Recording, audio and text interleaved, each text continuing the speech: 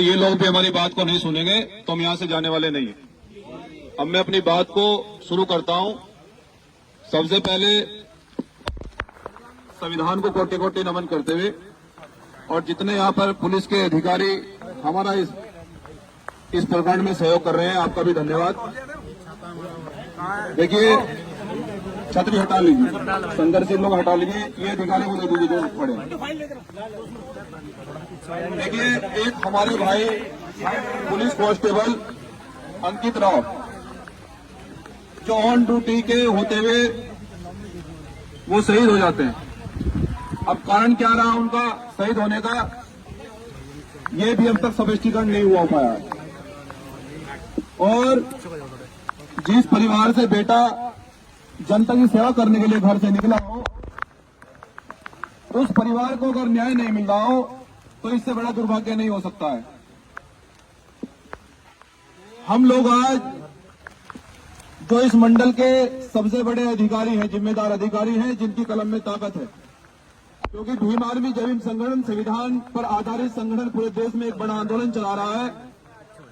हम पीड़ित परिवार को लेकर हमारे जो एडीजी महोदय हैं, आज हम उनके कार्यालय पर एक न्याय की गुहार और न्याय की उम्मीद लेकर आए। छोटे अधिकारियों ने न्याय नहीं दिया, पीड़ित परिवार रोता रहा और आज भी वो एडीजी महोदय आज आपके कार्यालय पर पीड़ित परिवार आकर रो रहा बैठा है। और वो परिवार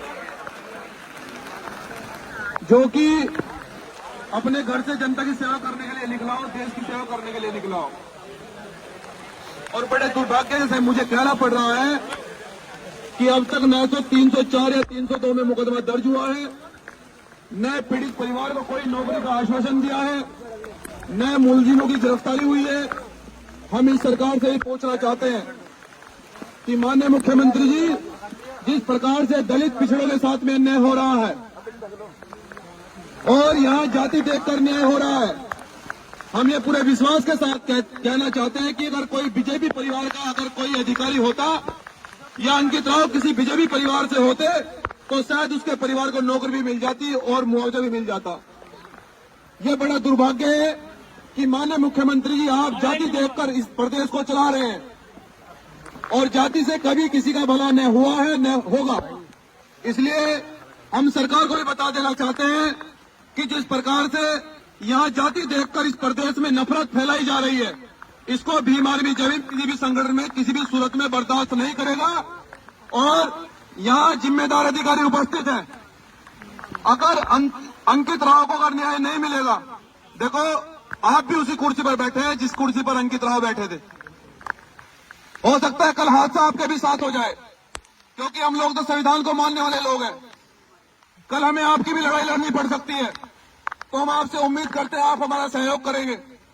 आपसे हम उम्मीद करते हैं कि आप इस न्याय की प्रक्रिया में आप हमारा सहयोग करेंगे। एक परिवार को न्याय दिलाने के लिए आप हमारे साथ खड़े होंगे, क्योंकि सरकार के लोगों को केवल वोट चाहिए और वो वोट के लिए वो किसी का उत्पीड़न कर दे, किसको मरवा दे, किस परिवार को नुकसान पहुंचा दे, सरकार का कुछ पता नहीं है।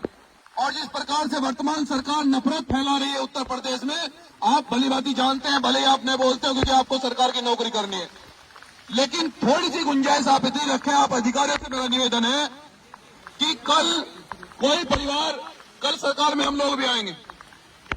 मुझे कहने दे महोदय, ये पीड़ा है, ये दिल में पीड़ा है, क्योंकि आप भी उसी डिपार्टमेंट से आते हैं जिस डिपार्टमेंट से अंकित राव शहीद हुआ है। 1 मिनट दे दीजिए मुझे आप। तो सम्मानित साथियों, मैं आपसे ही पूछना चाहता हूं, आज हम लोग एडीजी महोदय से न्याय की गुहार लेकर आए, हमें उम्मीद है कि वो न्याय करेंगे हमारे साथ में। लेकिन अगर सरकार के दबाव में अगर न्याय नहीं होता है तो फिर मेरिट को बंद करने के लिए तैयार हैं? मेरिट बंद करेंगे?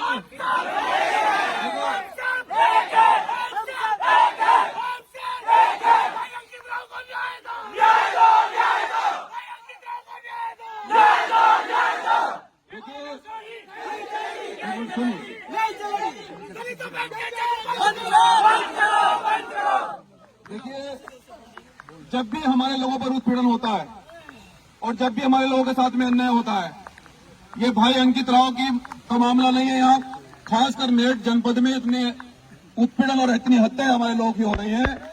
कभी हमें धर्म का बहाना देकर चुप कर दिया जाता है।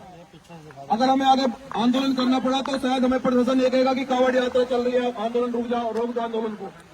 लेकिन हम ये कहना चाहते हैं कि धर्म भी तभी सुरक्षित रहेगा जब देश के लोग सुरक्षित रहेंगे। धर्म कभी किसी का उत्पीड़न करना नहीं सिखाता है। धर्म हमेशा सबका सम्मान करता है।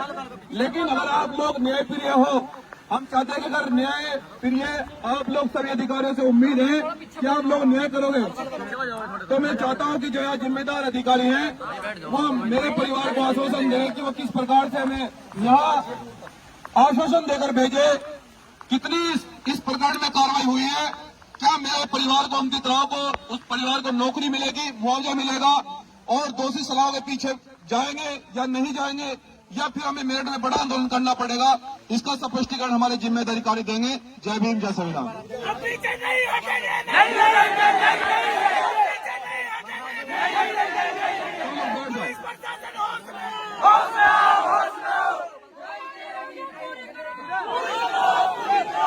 सम्मानित साथियों,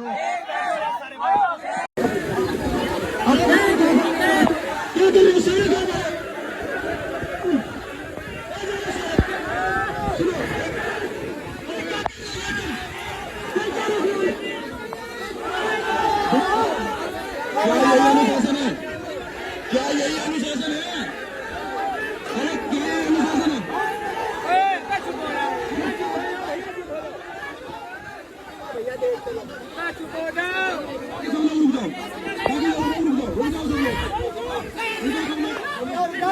हमें जानो। अरे भाई यही अनुशासन है, यही अनुशासन है।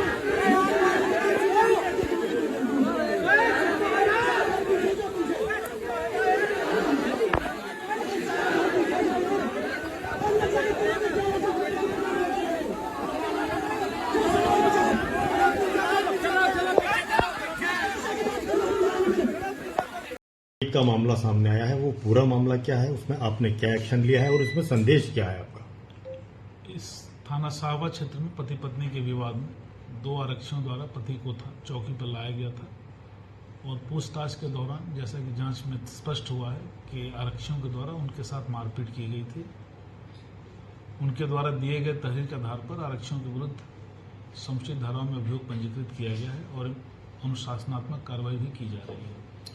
क्या कहना चाहेंगे सर बाकी लोगों के लिए? देखिए, पुलिस का कार्य लोगों की सेवा करना है, जन सुनवाई करना और हर प्रकरण में संवेदनशील रहना। किसी भी व्यक्ति के साथ मारपीट किसी भी दशा में अलाउ नहीं की जाएगी और ये मेरा स्पष्ट संदेश है कि अगर किसी के द्वारा नियम विरुद्ध कार्य किया जाएगा तो उसके विरुद्ध अनुशासनात्मक कार्रवाई